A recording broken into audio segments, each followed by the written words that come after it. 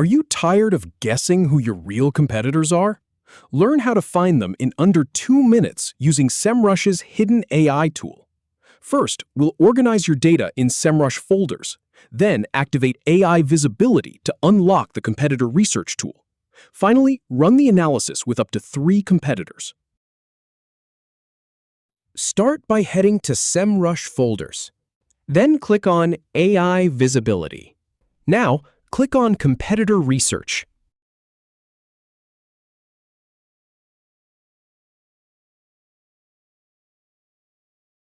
Review the AI competitor gap analysis. Enter your domain to get started. Then, add a competitor you want to compare against. You can add up to 3 competitors for a broader view.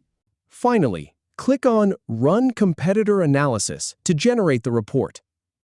If you have any feedback or if any info is inaccurate, please leave a comment below. We'll do our best to answer or redo the video if needed. Thanks for watching.